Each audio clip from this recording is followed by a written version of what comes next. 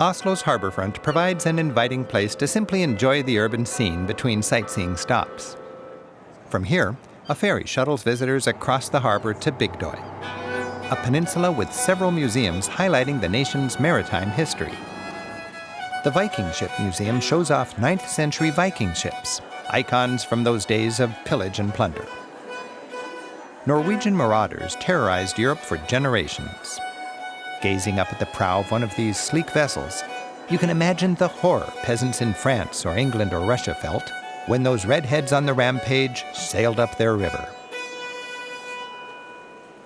Over 1,000 years ago, 3 things drove Vikings on their far-flung raids: hard economic times in their bleak homeland, the lure of prosperous and vulnerable communities to the south, and a mastery of the sea. In a boat like this, finely crafted of oak, the Vikings ranged far and wide. They settled over 1,000 miles away in the west of France, which became Normandy, named for those Norsemen. And they hopscotched across the Atlantic, from Iceland to Greenland and on to the east coast of Canada, which they called Vinland. Imagine 30 men hauling on long oars, muscling through the sea for weeks and months on end. In 1892, a replica of this ship sailed to America in 44 days to celebrate the 400th anniversary of Columbus not discovering America. This ship, with its well-designed rudder and intricate carving, was probably a ceremonial pleasure craft for royalty to promenade on calm waters. Viking chieftains were buried in their ships with their possessions. In fact, that's why these particular ships survived. Excavations turned up artifacts of leather and finely carved wood, like these ornate sleighs.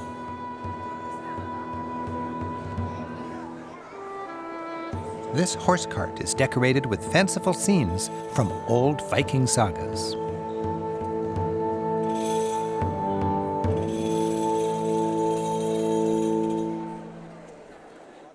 An adjacent museum houses another Norwegian ship, the Fram.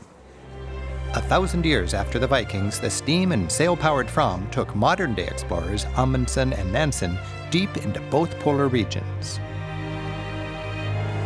This tough ship ventured both farther north and south than any ship had gone before. Exhibits help you imagine life in these extremes, so far from the safety and comforts of civilization. For 3 years, this boat, especially designed to survive the pressure of a frozen sea, was locked in the grip of the Arctic ice.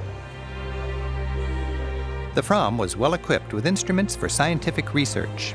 State-of-the-art in the early 1900s, these tools enabled the explorers to bring back important new data from the polar frontiers.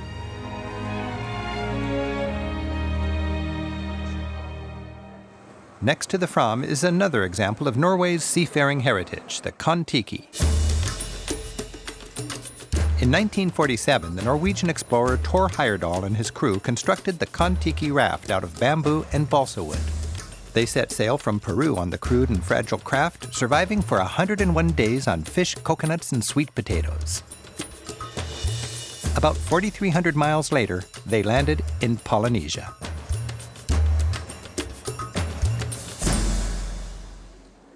The point of this expedition was to show that early South Americans could have settled Polynesia.